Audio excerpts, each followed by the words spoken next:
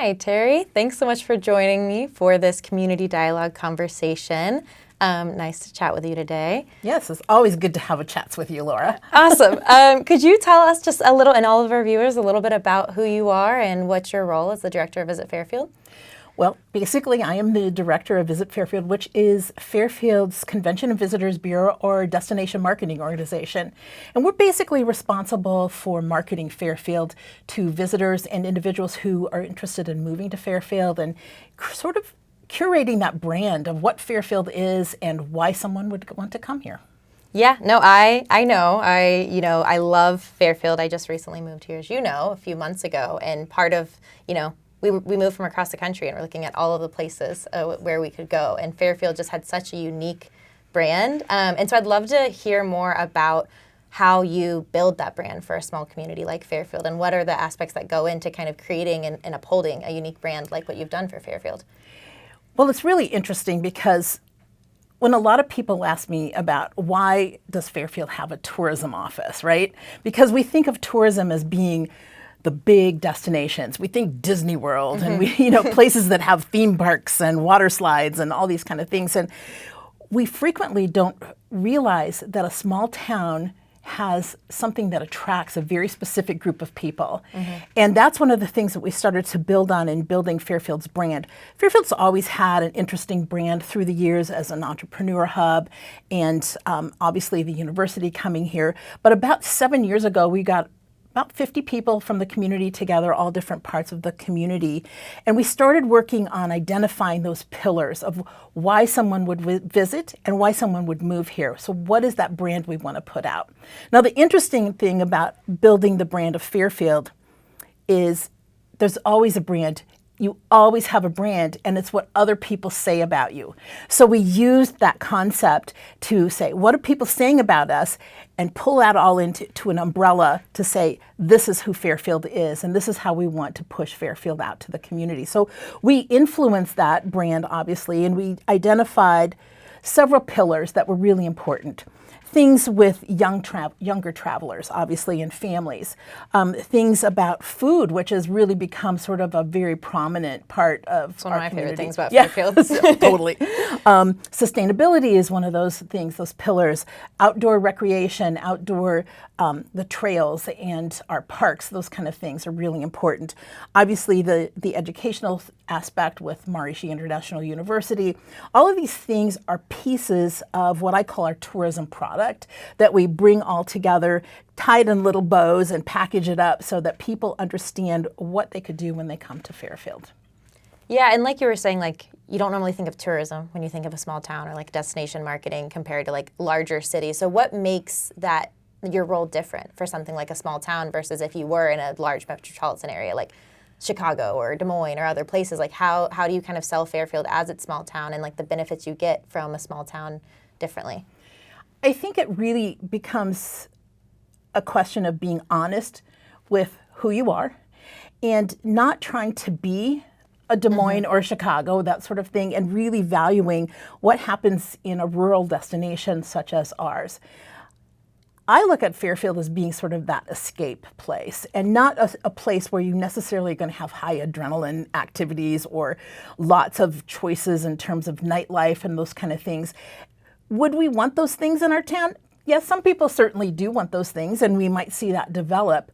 But I take what's already existing and then tell that story. There's a lot of people who really enjoy going to small towns. They enjoy going to the little local diners. They enjoy going to the parks. They enjoy talking to locals in the coffee shop, that kind of thing. So they're not necessarily adrenaline junkies looking for zip lining and all kinds of crazy things. But also what we have in our community is just an authentic feeling of, whether you want to call it Zen or chill or whatever, but I like to call it the Fairfield vibe, right? There's something here that people really notice when they come here. And so a lot of times we'll build our stories as we promote Fairfield, we'll build it around those particular things that create that vibe. I also look at what we call the tourism product. So tourism product, that's events, that's restaurants, that's shops, That's attractions. That's the people. That's our convention center. All of those things are part of a tourism product that we can market out to people to bring them to Fairfield and see what we really have to offer. I'm not looking to attract everybody to Fairfield. I want to attract people that really resonate with what we have. And what's really interesting, I've been getting more and more people in my office saying, we're driving along Highway 34. We're choosing to do that rather than take Highway 80 across Iowa because we want to stop in the small towns. We want to see the local attractions. We want to learn the local history. So that's been a really interesting shift. And I think as a DMO, what we try to do is embrace our smallness and champion that. Yeah, no, I think that that's a great piece. And like you said, for destination marketing, like you're marketing this specific destination. You're not going to try and market to every audience everywhere. Because if we're trying to design for everyone, it's not going to attract anyone. But the people that do come, it really creates like those authentic, and real experiences that'll carry them for a lifetime. I think another thing that's really important, like you've mentioned, is that you're just promoting what's already here and what's already existing. And I think a big part of that is the relationships that you build with the community and with different local business owners and the locals. So can you tell me a little bit about what that role is like, and like how do you work across partnerships and working to kind of amplify the great work people are already doing in Fairfield? Yes, it's interesting because we talk about the tourism product. Our office doesn't make the tourism product. Mm-hmm. But we use it in developing our messaging and putting out our marketing, so to speak. So those partnerships are super important. And for me to know what's going on in the community is really valuable. That way, that gives me a chance to create that authentic messaging and let people know what's happening in our community. So we worked a lot, especially, it's really interesting because during the pandemic, we did a big pivot. No one's traveling. Mm-hmm. Like, no one's going anywhere. If anything, maybe some little road trips. But we really pivoted our organization to help local businesses and help them with how they market, what they need to do to survive, make sure that locals know what's happening in our local community. Because without those businesses, our tourism is going to fail. And I wanted to be sure that those businesses were in existence whenever that pandemic was ending. So that became really important for us to develop those partnerships.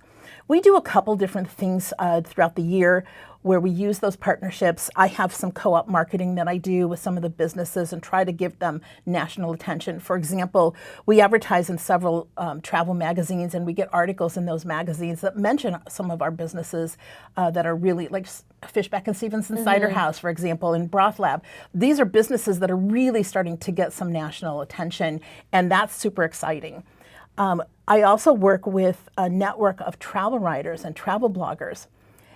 I invite them to come into town. We roll out the red carpet. We take them to all the different places around, and they will in turn start writing about these different locations and their experiences that they have. And I loved the fact that one of our bloggers who came from Des Moines actually said to me as we're having dinner at Broth Lab, they said, "We don't have a restaurant like this in Des Moines. This would be so valued in Des Moines." And I just thought that was really a great statement about what Fairfield has to offer. Oftentimes when we're sitting here as residents, we go, "Oh yeah, I wish we had this," or "I wish we had that," right? We wish we had something that's somewhere else. But sometimes we have to sit back and really appreciate and value what we actually have in our community, because it's unlike any other small town in Iowa or in the United States. For sure. It's critical. Just the other day, I'm talking to a podcaster who's thinking about doing a trip and doing a whole podcast on Fairfield, and he's totally intrigued by the food scene, by why people come here, by the whole sustainable quality of our community, those kind of things. And so it's really interesting to watch what people are sort of grabbing onto as part of our tourism product and what they value. That's valuable information for me that I can in turn use to spread to our partners and let them know why people are coming.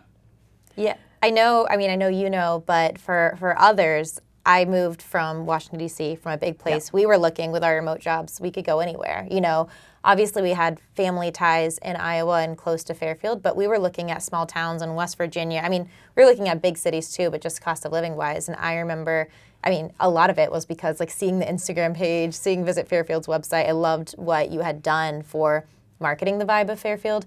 But just like you were saying with Broth Lab, and I don't think people all the time realize how great some of the things that are in Fairfield are compared to other places I've lived, or never loved some of the restaurants anywhere, Yeah, And exactly. even for me, I'm vegan, and so it's options are generally limited. And I've been to I used to run a vegan travel blog, internationally traveling, and some of the options in Fairfield are some of the top 5 places I've ever eaten.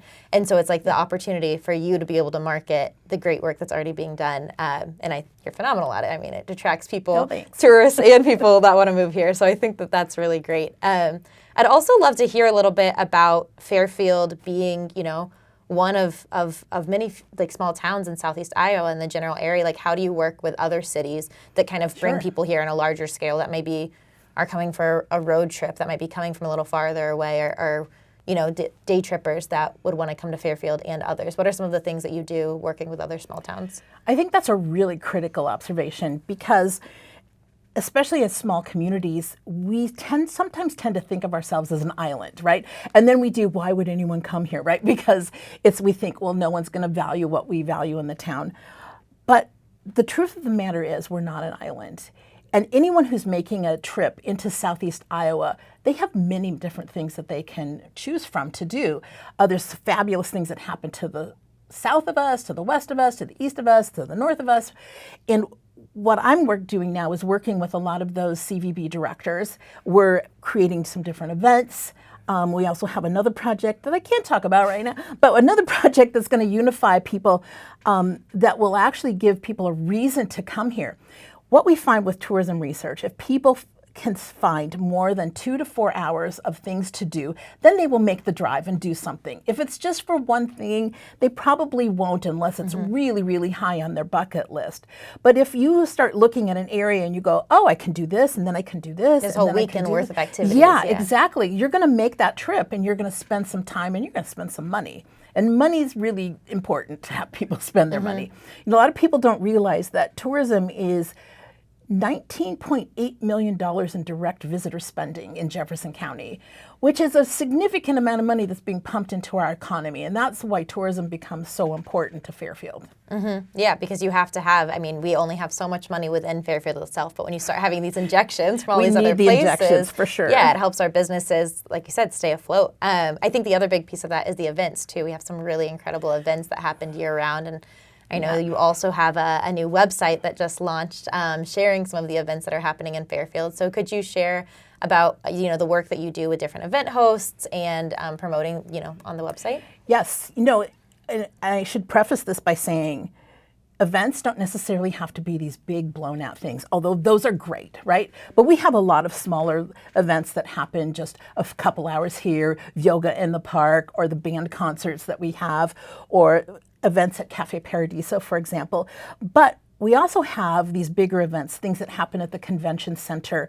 The pool tournament that we have with the women's professional billiard players is really a fabulous thing. And of course, there's an event that you're associated with, the Midwest Veg Fest, which I was so excited for that event because it's so unique. And it's something that really fits in with that whole vibe that we're talking about. It has a very niche audience. But we saw so many cool people coming in for that, and kudos to you guys for pulling that off. We were really excited to be a partner with you on that. So. Yeah, well, and I think as an event organizer, having this idea, I love Fairfield. I love Fairfield's vegan food. I love the community in Fairfield, and I know so many people from nearby would do this, would love it too, if they just had a chance or a reason to come.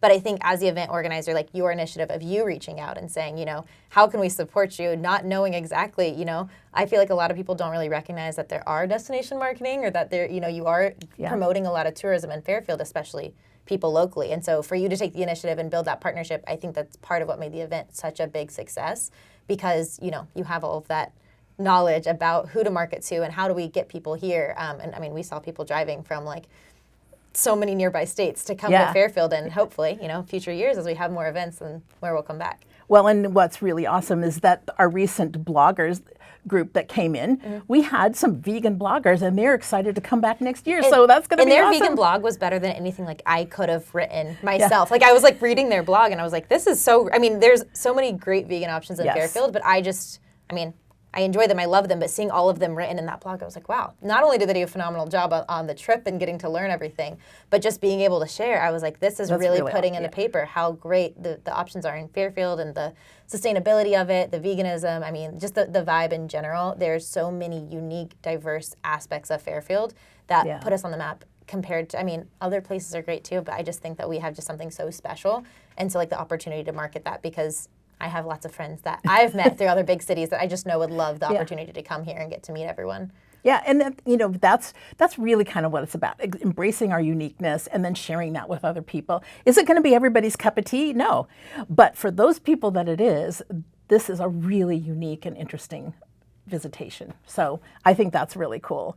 And I think also we want to talk about the new calendar because we have so many events, and I was spending a great deal of time every week kind of finding the events on Facebook or wherever and recording them on the website just so we would have a current list for our visitors to access. And it got to be to the point where I was like, I was missing things, and it was very frustrating for me. So we basically worked with a company out of Seattle that created this beautiful website for us. It's fairfield365.com, and anybody who organizes an event can go in, register an account, and log in their event. And that, then we transfer those over to we have a secret way with those transferred to our website, but it's really easy access for the community as well as for visitors. So we've made it very broad in what we can have in there. I can't put things like sales or promotions, but a lot of art, culture, kids events, free events, community events, all of those kind of things can be held on this calendar. So we're very excited for that to be launching. Yeah, and I think that's great. And then also from an event organizer perspective, whenever I know, this was even before this calendar, which I know will make it so much smoother, but then you were able to say, oh, here's this event that maybe wasn't on my radar or something that I know about. And then you can blast, you can send it if it's big enough that it needs to be promoted to Iowa in general, working with Iowa or with Travel Iowa to promote it as well, or helping, other people know about the great events that are happening. I think that that's one thing that I'm excited, just as someone that lives here, that the website exists so that I can watch it and see it more to know kind of what's happening in Fairfield. And what's going to be very interesting in the future is we'll be able to track from that website as well as the other data that we collect. We can kind of start seeing, when are people coming to Fairfield? Where are they coming from? What are they coming for? All of that kind of thing. And so we can start informing people like, hey, did you know this is a weekend people really love to come here? They seem to be gravitating. I was just doing some research lately and finding out that the large part of our day trip visitors come from the Des Moines and Ames area.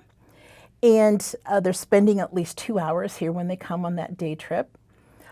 And that's just kind of really interesting information. Plus, they're coming on Saturdays. That's their favorite day to come. Now, the other piece of that, Tuesday is also a really big day, but Saturday definitely, that tells me they're coming for leisure. They're not coming for business. A Tuesday visit usually is business, but a Saturday visit means they're coming for something entertaining, for something for the food, for some event, that sort of thing, or the shopping. So giving that information to our partners is really valuable because now you'll know, okay, I need to be make sure I'm marketing to Des Moines and Ames area. Maybe I want to have my event on a Saturday because that's when people are starting to come to our community. So those kind of pieces of data are really important for us to share with the local community as well. Yeah, and that's where the partnerships is key, because if a business is making decisions about when are they going to be open, knowing that, this is when most of the people are coming out. And like you said, tourism brings dollars. So knowing that, if more people are coming to Fairfield on Saturdays from, I don't know exactly what times, I don't know if you know what times, but like 10 to 2, it's like, oh, you should make sure that you're open Saturdays from 10 to 2 or else you're missing those people. It's kind of chicken and egg a little bit, right? Because people will come because there's tourism and the people will stay open, the stores will stay open and whatever if they know there's people coming in. But so we have to kind of keep massaging both of them so we can reach that tipping point where it feels really robust here. Yeah, but that partnership is key to it, of just having those real communications and people know that you you're here for their interest of marketing them and knowing the local businesses, the local events. Like, you want them to succeed because ultimately that helps your job of like being able to market these really great things that are existing. Yeah, absolutely. How do you stay like in tune with what the rest of people are doing for marketing and promoting Fairfield? Yeah, there's a lot of things I do. I serve on several committees with regional and statewide tourism organizations. We stay in very close contact with Travel Iowa and their promotions and the things that they're doing. In fact, we have been recognized as one of the leaders in creating content that they use on their site. So that was really exciting that that was happening. And we have probably, I think we had the second highest number of downloads of our videos on their website, which is very cool. We also joined several organizations that allow us a lot of access to information. So now we can track data. We can see what other people are doing. The thing is, another destination might be doing a certain kind of marketing and it may just not work for us, right? So it's always evaluating those things. It might sound like a cool idea, but if it doesn't translate to the Fairfield vibe in some way, then it's not really going to work. We have a unique audience. We have a unique community. So I'm always looking at how do we balance those things and what is the next thing we can do? I'm always thinking we need more people. What can we do to bring more people? What is the next wave? We bring that next wave of people in. So it's a constant.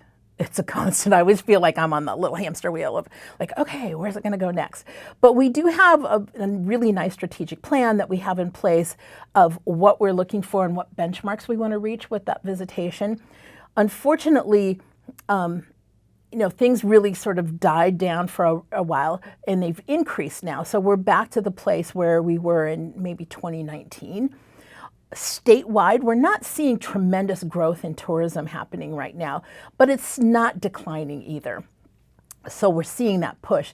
Now, one thing that was really exciting, and I know you were involved in this, is we partnered with Travel Iowa to be part of the Soul of Iowa event, which is going to come out next spring. Which is going to be really exciting to have Fairfield featured with this drone footage and all kinds of fun stuff. So that's going to be really cool. And we're given lots of opportunities to put Fairfield on the map simply by partnering with the state. Yeah, and because it's like you can hear how cool Fairfield is. You can read blog posts, you can see all these things, but to see it, and to see it in a drone footage with everyone, because it's, I don't know anyone who's come to Fairfield and just hasn't loved it, hasn't just loved the environment of people. And even my parents came from Florida a few weeks ago and they were just captivated. They're like, this is just so cool. Yeah. It's such an interesting place to be. And so I'm really excited to see the footage from the Soul of Iowa, because even a lot of Iowans probably don't know about Fairfield, and being able to see that and, make the day trip down here to see what it's like themselves. Yeah, I think Fairfield, really got put on the map because of the university coming here, which is still a really important draw for people to come to the community. But the other parts, people don't realize the other things that are here. And now I'm really excited to see that the food thing, I've been pushing Fairfield to be the Southeast Iowa foodie hub for about a year and a half now. And we're starting to see that come to the forefront, which is very exciting. Did you see our new article that came out? Bread and Butter magazine with someone from Iowa City came down and wrote a whole article about all their food experiences in Fairfield. That to me tells us we're getting put on the map for something that's really important and significant. So that's exciting. Yeah, and I, as someone local, I love it. I love to see our food destination pushed a little further. Well, I think that is all of the time we have. So if there's a final word you want to share, or something that maybe locals can do to help support your mission, or something you're just really excited about to kind of wrap us up today. But I really enjoyed the time to chat with you. Awesome. And I think the only thing we want to possibly end with is have everyone go to fairfield365.com and use that event calendar, because that's really going to be a way to stay connected to the community. Otherwise, you can go to our website, visit fairfieldiowa.com, and that's where you'll find all the things that we're doing and what we're promoting and pushing throughout the community. Awesome. Thanks, Terry. Thank you.